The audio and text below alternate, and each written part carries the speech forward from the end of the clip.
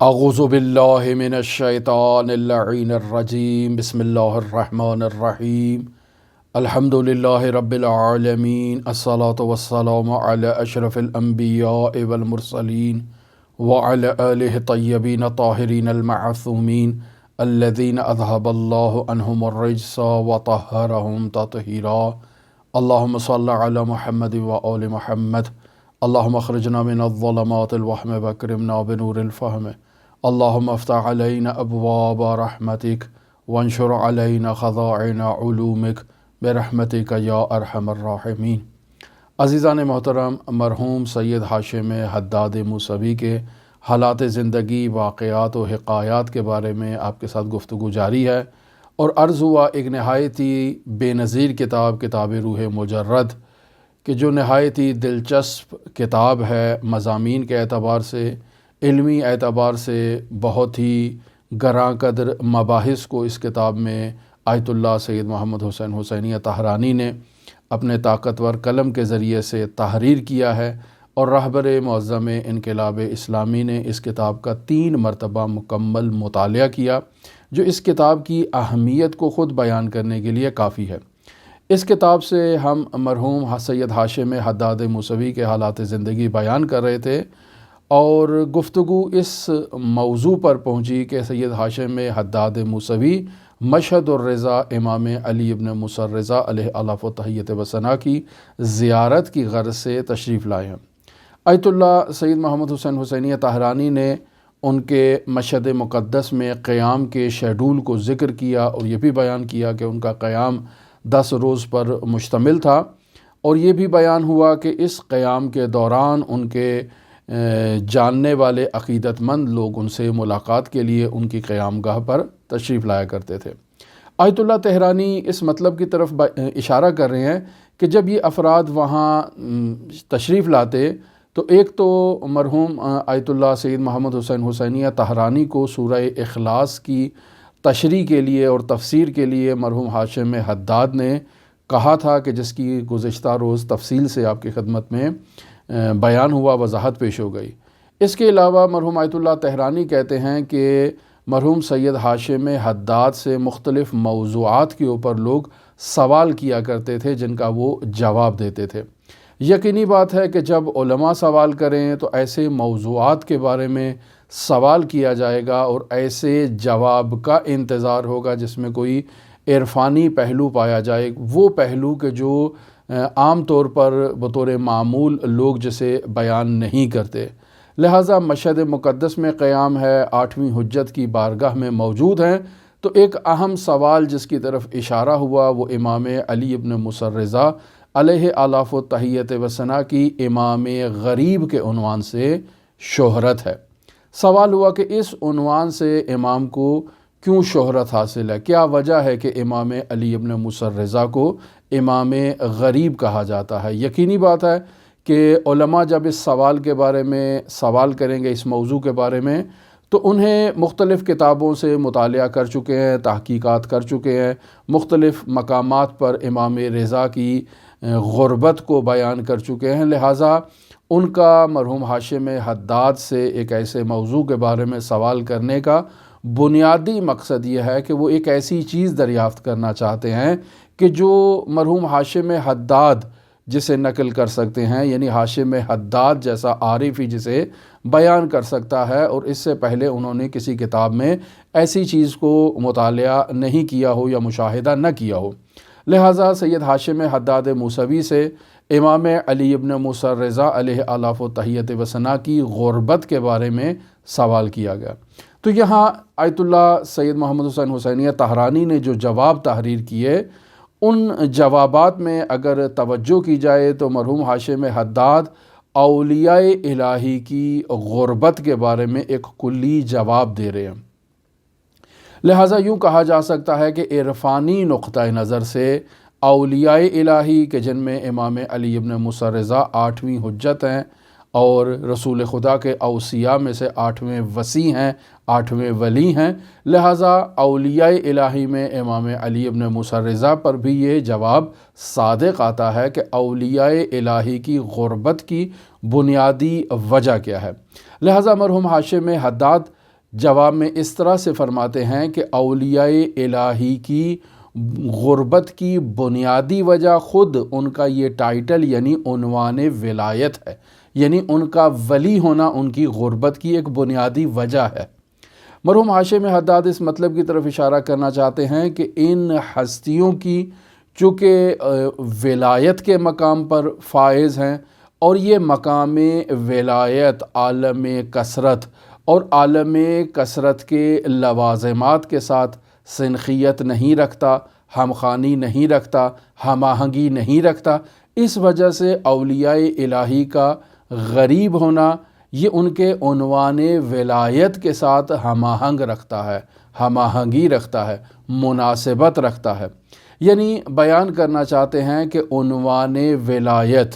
فی حد نفس ایک ایسا عنوان ہے کہ بشریت اس عنوان کی حقیقت تک نہیں پہنچ سکتا۔ کیوں؟ چونکہ عنوان ولی اور عنوان ولایت جو ہے وہ مقام قرب حضرت حق متعال کے قریب ہوتا ہے، یعنی حرم خاص الہی میں یہ ولی مقیم ہوتا ہے، اس وجہ سے بشر اس ولی سے دور رہتا ہے۔ سوال کہ بشر مقام ولایت تک کیوں نہیں پہنچ سکتا، یعنی ولی کے قریب کیوں نہیں ہو سکتا؟ عام بشر کی بات ہو رہی ہے، یہ ان افراد کی بات نہیں ہو رہی کہ جو سیر و سلوک میں سفر کرتے ہیں، اولیاء الہی کے قریب ہوتے ہیں، اولیاء الہی کے مقام سے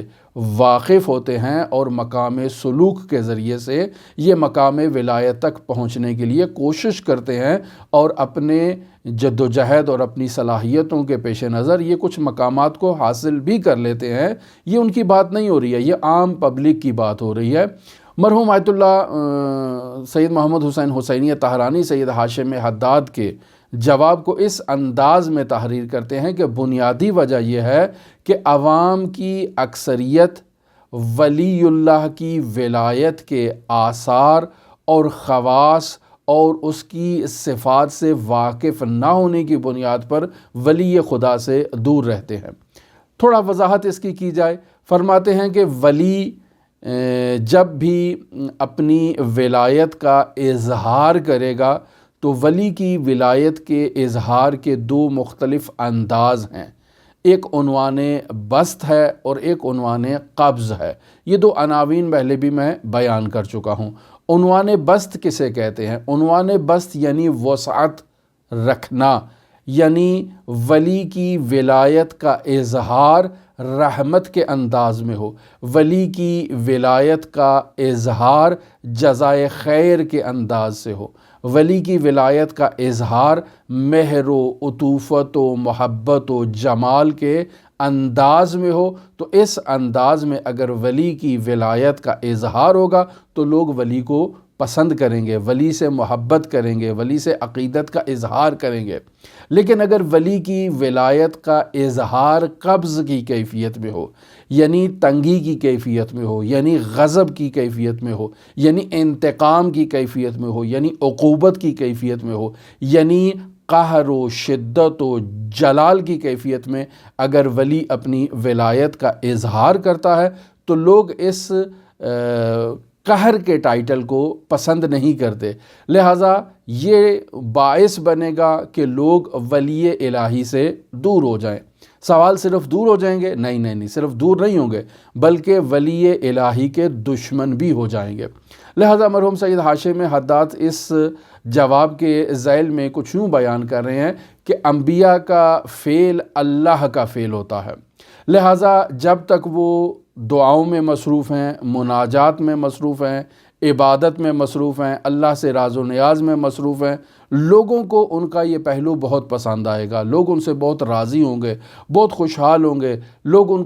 ان کے ساتھ عقیدت و احترام سے پیش آئیں گے۔ لیکن جیسے ہی اللہ کے ولی نے لوگوں کے درمیان اللہ کے حکم پر تبلیغ کا کام شروع کر دیا، لوگوں کے اندر موجود جو ان کی باطل عقائد ہیں، جو باطل نظریات ہیں، جو باطل رسومات ہیں، ان نظریات و عقائد و خرافات و رسومات کے خلاف جب ولی الہی نے قیام کیا اور ان رسومات کو باطل کرنے کے لیے اور لوگوں کو صراط مستقیم کی طرف ہدایت کرنے کے لیے انہیں ترغیب دلانا شروع کر دی، ان میں تبلیغ کرنا شروع کر دی، تو چونکہ لوگوں کے آباء و اجداد کی سنن سے مخالفت کی جا رہی ہے، لوگوں میں رائج رسومات سے اختلاف کیا جا رہا ہے اور لوگوں کو ان سے روکا جا رہا ہے، تو اس کے باعث خود بخود لوگ جو ہیں وہ نہ صرف یہ کہ اولیاء الہی سے دور ہوں گے بلکہ ان کو تکالیف پہنچانے کے صدد میں بھی آ جائیں گے، ان کا خون بہانے کی کوشش کریں گے، ان کو اذیت و آزار پہنچانے کی کوشش کریں گے، تکالیف پہنچانے کی کوشش کریں گے۔ لہٰذا اسی وجہ سے ولایت کے مقام سے متصف شخص جو ہے وہ اس عالم میں غریب ہوتا ہے اور غربت سے اس کو مخاطب کیا جاتا ہے کہ وہ ٹائٹل غربت جو ہے وہ اس کے اوپر صادق آتا ہے۔ لہٰذا بنیادی وجہ یہی ہے کہ ولی کی ولایت کا اظہار یا قبض کی کیفیت میں ہوتا ہے یا بسط کی کیفیت میں ہوتا ہے۔ بسط کی کیفیت کو عوام ایکسیپٹ کرتی ہے جبکہ قبض کی کیفیت کو عوام تسلیم نہیں کرتی ہے۔ کیوں تسلیم نہیں کرتی ہے؟ بنیادی وجہ یہ ہے کہ عوام کی افکار، سوچ نفسانی خواہشات پر مشتمل ہوتی ہے۔ عوام لذائذ طبیعی کے اندر مبتلا ہوتے ہیں اور ان نفسانی خواہشات، طبیعی اور فطری غرائز سے ان کی جو سوچ ہے وہ آگے تجاوز نہیں کرتی ہے، لہٰذا وہ انوار ملکوتیہ یا قدسیہ کی لطافت سے بطور معمول دور رہتے ہیں اور ان سے اجنبی رہتے ہیں، جبکہ اللہ کے ولی اور اولیاء الہی، انبیاء کرام، حضرات ائمہ معصومین علیہم الصلاۃ والسلام، چونکہ اللہ کے جو جلال و جمال دونوں جو ٹائٹل ہیں ان کو حامل ہوتے ہیں، لہٰذا ان دو عناوین کی بنیاد پر وہ اس عالم میں ہمیشہ غریب رہتے ہیں، چونکہ لوگ ان کے ایک بعد کو پسند کرتے ہیں، دوسرے بعد کو پسند نہیں کرتے ہیں۔ اگر آپ ان کو انعام و اکرام سے نوازیں تو وہ خوشحال ہوں گے، اور اگر آپ انہیں تھوڑا ان پر سختی لے کر آئیں اور ان کی تربیت کرنا چاہیں اور ان کو مقامات عالیہ کی طرف سوق دینا چاہیں تو چونکہ وہ ان انوار ملکوتیہ قدسیہ کی لطافت کو درک کرنے سے قاصر ہیں، لہٰذا وہ دور ہو جائیں گے، اور بعض لوگ نہ صرف یہ کہ دور ہوں گے بلکہ مخالفت پر اتر آئیں گے، اور مخالفت میں بھی اس قدر شدت ہوگی کہ وہ باقاعدہ اولیاء الہی سے دشمنی کریں گے، جنگ کریں گے، ان کا خون بہائیں گے۔ لہٰذا یہاں مرحوم آیت اللہ سید محمد حسین حسینیہ طاہرانی کچھ اشعار کو تحریر کر رہے ہیں کہ ہمارا چونکہ مقصد یہاں اشعار کو بیان کرنا نہیں ہے، لہٰذا ہم اصل جواب کی طرف آتے ہیں۔ یہ وہ پہلا جواب ہے کہ اولیاء الہی کا جو انداز اظہار ولایت ہے وہ جمالی پہلو بھی ہے اور جلالی پہلو بھی ہے، اور لوگ ایک پہلو کو پسند کرتے ہیں، اس وجہ سے اولیاء الہی ہمیشہ اس عالم میں غربت کے ٹائٹل سے جو ہے وہ خطاب کیے جاتے ہیں، غریب ہوتے ہیں، بطور کلی اولیاء الہی غریب ہوتے ہیں۔ لہٰذا اگر تمام انبیاء کی زندگی میں اس چیز کو مد نظر رکھیں تو انبیاء غریب رہے ہیں، انبیاء کو دشواریوں کا سامنا کرنا پڑا ہے، مشکلات کا سامنا کرنا پڑا ہے، صعوبتوں کا سامنا کرنا پڑا ہے، لوگوں کے ساتھ ان کو ہمیشہ اس قسم کی مسائل اور مشکلات رہتی تھیں۔ لیکن اگر انبیاء کا وہ ٹائٹل دیکھا جائے کہ اگر انبیاء جو ہیں وہ رحمت اور عطوفت کی حالت میں ہوں، دعاؤں کی حالت میں ہوں، راز و نیاز کی حالت میں ہوں، لوگوں کے ساتھ خوش اخلاقی کے ساتھ تو پیش آتے ہی ہیں انبیاء، لیکن اگر لوگوں کے ساتھ جو ہے وہ ان کے نظریات سے اگر اختلاف نہ کریں تو لوگ ان کو بہت پسند کرتے ہیں۔ رسول خدا صلی اللہ علیہ وآلہ وسلم کی بعثت سے پہلے کے اگر زمانے کو دیکھیں تو لوگوں کے درمیان صادق و امین کے اعتبار سے جو پہچانی جانے والی شخصیت تھی وہ رسول خدا تھے، معاشرے میں محبوب شخصیت کے عنوان سے پہچانے جاتے تھے۔ لیکن جیسے ہی رسول خدا صلی اللہ علیہ وآلہ وسلم نے اپنی بعثت کا اظہار کیا، لوگوں کو توحید کی طرف دعوت دینا شروع کر دی، تو لوگوں کے درمیان رسول خدا صلی اللہ علیہ وآلہ وسلم کی جو مخالفت ہے اس میں اضافہ ہونا شروع ہو گیا۔ لوگوں کے درمیان جو ہے وہ رسول خدا صلی اللہ علیہ وآلہ وسلم سے اختلاف خلاف کرنے والوں کی تعداد میں اضافہ ہونا شروع ہو گیا، اور بنیادی وجہ یہی ہے کہ لوگ اس پہلو کو انبیاء سے اور اولیاء سے ایکسیپٹ نہیں کرتے۔ دوسری وجہ جسے مرحوم آیت اللہ طحرانی سید ہاشم حداد موسوی سے نقل کر رہے ہیں، وہ وہی معمولی وجوہات ہیں کہ جسے بطور معمول علماء کرام اپنے منابر میں اپنی تقاریر میں بیان کرتے ہیں، اور وہ یہ ہے کہ حضرت امام علی ابن موسیٰ رضا علیہ آلاف و تحیت و ثنا کی غربت میں حکومت وقت کی شیطانی سیاسی چالوں کا ایک بنیادی کردار تھا، جس وجہ سے حضرت امام علی ابن موسیٰ رضا علیہ آلاف و تحیت و ثنا لوگوں کے درمیان غریب تھے، اور غریب کے ٹائٹل پر امام رضا علیہ السلام پہچانے گئے۔ سیاسی اور شیطانی چالوں کا جو انداز تھا وہ اس انداز میں تھا کہ لوگ انہیں پسندیدہ سمجھتے تھے، یعنی لوگ سمجھتے تھے کہ امام علی ابن موسیٰ رضا علیہ آلاف و تحیت و ثنا کو ان کی مرضی سے ان کے اجداد کے وطن سے رسول خدا صلی اللہ علیہ وآلہ وسلم کے جوار سے ہجرت کر رہے ہیں، جبکہ ایسا نہیں تھا۔ امام علی ابن موسیٰ رضا کو مجبور کیا گیا کہ وہ اپنے محبوب وطن کو ترک کریں، رسول خدا صلی اللہ علیہ وآلہ وسلم کے جوار کو ترک کریں، انہیں مجبور کیا گیا اور انہیں تحت نظر وہاں سے نکالا گیا مدینے سے، اور انہیں باقاعدہ لوگوں کے سامنے ایک چال کے تحت ظاہری طور پر ولایت عہدی کے منصب کی دعوت دی گئی، اور یہ ٹائٹل ان کو زبردستی پہنایا گیا اور یہ ردا ان کو اوڑھائی گئی، جبکہ امام علی ابن موسیٰ رضا اس ٹائٹل کو لینے کے لیے تیار نہیں تھے۔ پس اس اعتبار سے امام رضا علیہ السلام کی غربت آپ خود بخود اندازہ لگا سکتے ہیں کہ ظاہر میں لوگ کچھ اور سمجھتے ہیں، لیکن اندر میں امام علی ابن موسیٰ رضا جس غربت میں مبتلا تھے، جس جبر اور جس حبس کی کیفیت میں مبتلا تھے، لوگ اس سے واقف نہیں تھے۔ امام علی ابن موسیٰ رضا کو تبلیغ کی اس طرح سے اجازت نہیں تھی کہ جیسے وہ آزادانہ مدینے میں بیٹھ کر اسلام کی ترویج کرتے تھے۔ امام علی ابن موسیٰ رضا کو نماز جمعہ قائم کرنے کی یا جمعہ پڑھانے کی یا نماز عیدین پڑھانے کی اجازت نہیں تھی۔ امام علی ابن موسیٰ رضا اس انداز میں اسلام کی تبلیغ اور ترویج نہیں کر سکتے تھے جیسے وہ مدینے میں کر رہے تھے، لہٰذا لوگ تصور کرتے تھے کہ حاکم وقت امام علی ابن موسیٰ رضا کا بہت ہی عقیدت مند ہے، بہت ہی خیر خواہ ہے، اس نے امام علی ابن موسیٰ رضا کو با اختیار بنایا ہے، اس نے حکومتی معاملات میں باقاعدہ رتق و فتح کی ذمہ داری امام علی ابن موسیٰ رضا کو دے رکھی ہے، جسے چاہیں اسے منصب دیں، جسے چاہیں اسے منصب سے عزل کر دیں، فوج کے اندر جو ہے وہ تقرریاں امام علی ابن موسیٰ رضا کی مرضی کے مطابق ہوں گی۔ یہ لوگ ایسا سمجھتے تھے کہ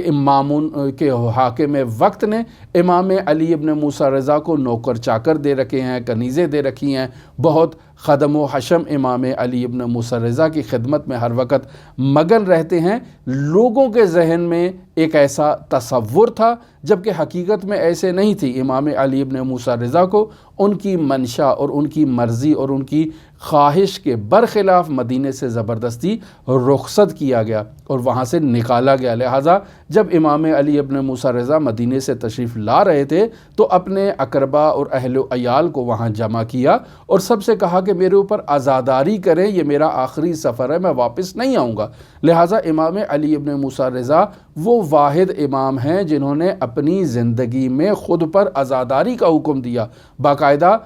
جو ہے وہ گریہ وزاری کروائی، باقاعدہ نوحہ و بقا ہوا امام علی ابن موسیٰ رضا پر کہ یہ ان کا آخری سفر ہے۔ اور در حقیقت اس انداز سے امام علی ابن موسیٰ رضا نے اس بات کا اظہار کیا کہ میں حقیقت میں قلبی طور پر یہاں سے جانے کے لیے تیار نہیں ہوں۔ اگر جانے کے لیے تیار ہوتا، اپنے میل ارادے خواہش سے میں یہاں کو مدینے کو ترک کر رہا ہوتا، تو اس انداز میں اپنی عزاداری کروانا یہ مناسب نہیں تھا، لیکن امام رضا نے عزاداری کروا کے اس بات کا اعلان کیا کہ مجھے میری مرضی کے بغیر، میری خواہش کے بغیر، میری چاہت کے برخلاف مجھے یہاں سے زبردستی لے جایا جا رہا ہے، مجھے میرے لخت جگر امام محمد تقی سے دور کیا جا رہا ہے اور عالم غربت کی طرف مجھے لے جایا جا رہا ہے، اور پھر عالم غربت میں میں تنہا وہاں جو ہے وہ زہر جفا سے مجھے زہر دے دیا جائے گا اور وہاں عالم غربت میں مجھے جو ہے وہ دفن کیا جائے گا۔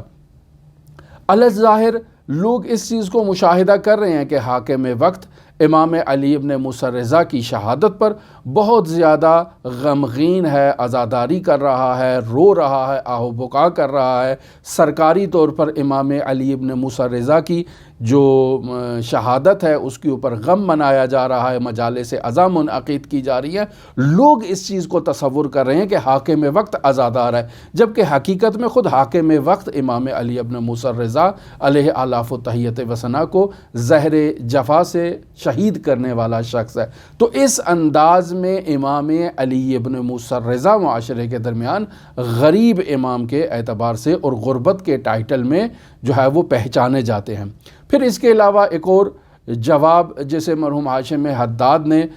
غربت امام علی ابن موسیٰ رضا کے عنوان سے بیان کیا، وہ عنوان یہ تھا کہ امام موسیٰ کاظم جب سندھی بن شاہق کے زندان میں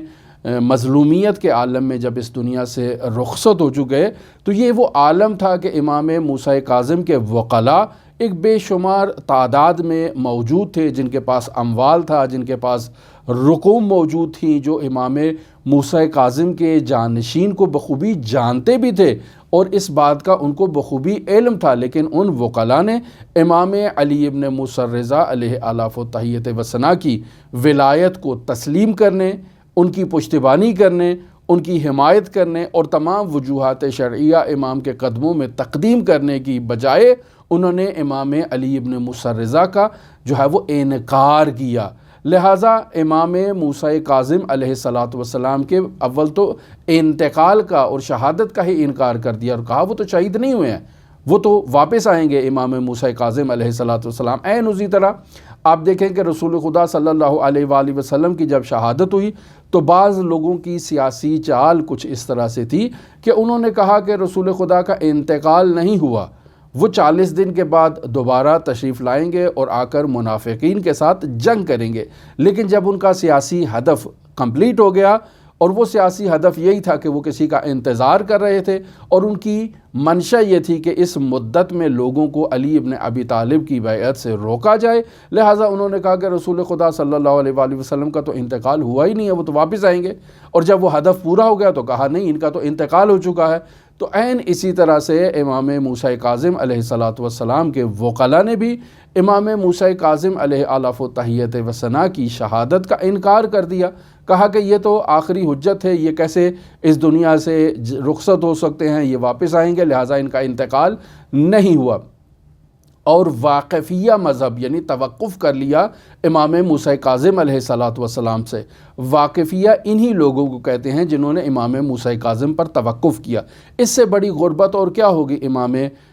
علی ابن موسیٰ رضا علیہ آلاف و تحیت و ثنا کے لیے کہ لوگ امام موسیٰ کاظم پر توقف کریں، اور عام لوگ نہیں، وہ لوگ جو امام موسیٰ کاظم علیہ آلاف و تحیت و ثنا کے وکیل تھے، وہ لوگ جو امام موسیٰ کاظم علیہ السلام کی جانب سے منصب وکالت رکھتے تھے، جن کے پاس لوگ وجوہات شرعیہ جمع کرواتے تھے، جو لوگوں کے درمیان فتویٰ دیتے تھے، جو لوگوں کے درمیان اثر و رسوخ